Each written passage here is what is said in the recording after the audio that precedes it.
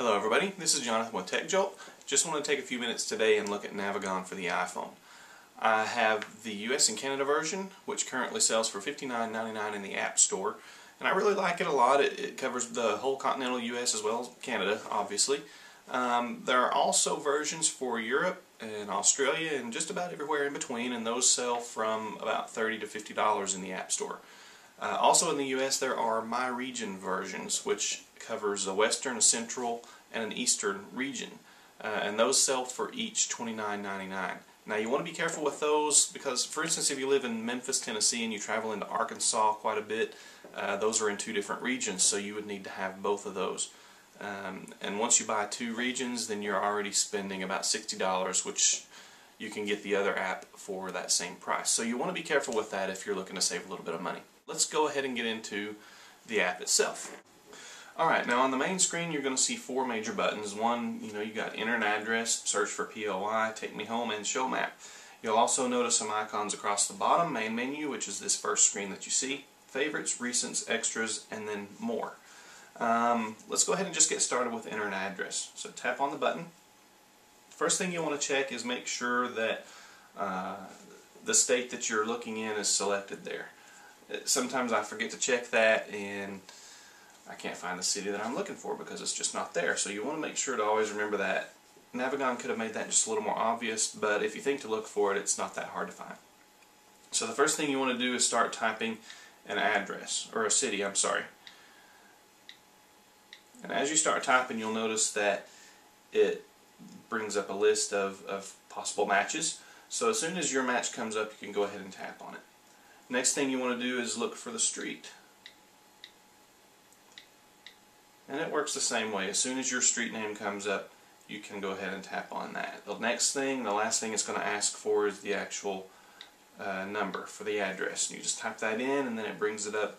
You can tap on your address. So once you get to this screen, you see a couple little things that it does for you. It shows you the forecast, or actually the current weather conditions for where you're going, which is pretty nifty. But what if you're 5 or 6 hours away? It's not that handy. Well, you can tap on that and it'll bring up the forecast, and it'll show you the highs for the day and the conditions for the day overall.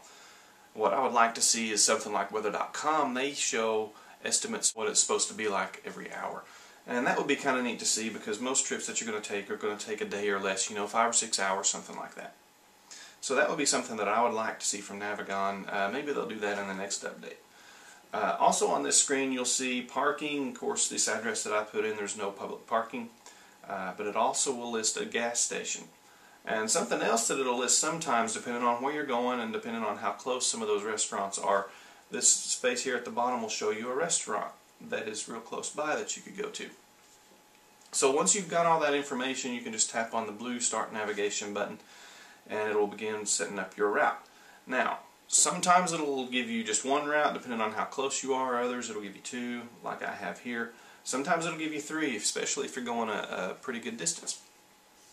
Most of the differences are driving on interstate, or driving on highways, or driving on back roads. And you'll see a distance in miles, and also a time difference and how long it'll take. You can just pick the one that you think is going to work the best. Most of the time the first one is going to be interstate driving. So once you have your route picked, then you can go. It'll bring up your route and it'll start giving you instructions, and you go ahead and start driving. So that's the enter an address button. The next thing on the main screen will be search for POI. One thing that I've never really liked about POI searches on any GPS device is it's never really that full. It'll never give me exactly what I want. And this one really is no different. It does a pretty good job. But your choices here, you can search in a city, in any city where in the US or where your particular app covers. You can search statewide, or you can look for nearby points of interest. Also here you'll see smaller buttons. You can search for gas stations or parking or restaurants. The thing that I really like about Navigon though is the Google search for POI. You tap on the Google button, you do a search for pizza, hit search, and it'll bring up a list of nearby pizza places. And I really like how it lays it out. It's a Google search, and it'll show you the name of the place and the address. So you tap on it. Something that's interesting though is on this navigation screen it actually lists out the latitude and longitude coordinates rather than using the address for navigation. I really like this because you don't have to worry about if the address matches up with what's out there in real life. Sometimes if, and this happens on any GPS product that I've used, you can put in an address and it may be a few hundred feet off or maybe even 100 yards or so. So that's something that I really like about this. It's usually pretty spot on. So once you have this, you get the same information on the screen for your weather, your parking, gas stations nearby, and things like that. Go ahead and tap Start Navigation, and it works exactly the same way as just entering an address. Next thing I want to look at is Take Me Home. Now this one really is a pretty obvious button, but I wanted to get a potential use out besides the obvious. Sometimes if you're going to be out traveling, you're staying at a hotel, you're going to be out and about in the city that you're in, you can program the hotel's address in the Take Me Home button, and it's really easy access to get to your hotel from wherever you are, and that way you don't have to fumble around in your favorites or your recents trying to figure out where your hotel was. You can just tap that button, it'll give you an instant route to get back there. So that's one thing that I foresee using that Take Me Home button for. The last button on this main screen is just a Show Map button. You tap on that, it basically does what you would think. It just shows you a map of where you're currently at. Now you can see here I basically live out in the boonies, out in the middle of nowhere. But this is handy, you know, if you just want to show your friends, hey, this is pretty cool, without having to put in a destination. Extras, this is something pretty cool. One thing that you can add on the iPhone version, and I'm sure in other versions, you can add live traffic updates. This costs $19.99 and it's a lifetime subscription, and basically it does what you think it would. It gives you traffic updates. If there's a wreck or construction or something that's slowing traffic down, it'll let you know, and you can plot a route around that. Another thing that's really cool, and I have this installed on mine, is Panorama View 3D. It's $9.99, and what this does, it downloads about 580 megabytes worth of data, and it adds terrain and elevation data to the maps that are installed in this. And what that gives you is a nice 3D effect. You can see the mountains and the hills and the valleys and the canyons as you're driving along, and it's just kind of neat to see the terrain as you're driving through it, especially if you live in the mountains like I do.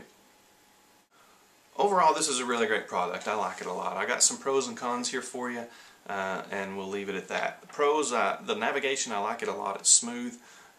Spoken street names are great to have so that you can keep your eyes on the road, especially in a densely populated area where there may be a lot of side streets. It'll tell you the street name so that you can actually be looking for it rather than looking at your screen, and that's a good thing. The interface, it's pretty simple and easy to use like you've seen.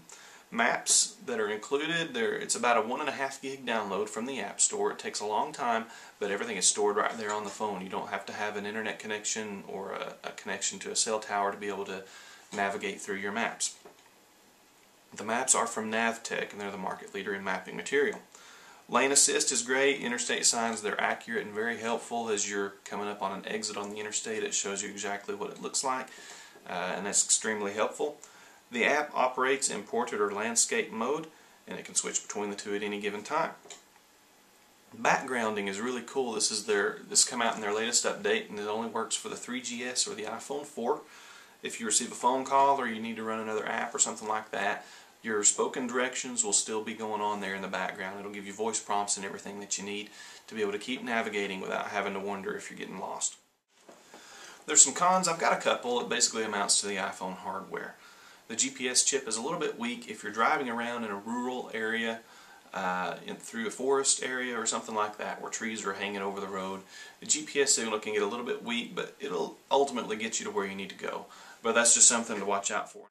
The other thing I don't like about it is the iPhone speaker. Sometimes it's not all that loud. You can't hear it over the road noise sometimes. For most it may not be a problem, especially if you have a really quiet car. But a good way around that either way is just to send the audio through your car stereo system, whether you have an auxiliary input on your radio or if you have an FM transmitter. Either way it's going to do pretty good. So that's what I like, that's what I don't like. Overall I like it a lot. I hope this review's been helpful. Don't forget to visit the website at www.techjolt.net. Subscribe to this channel. You'll get lots of great stuff. Thanks.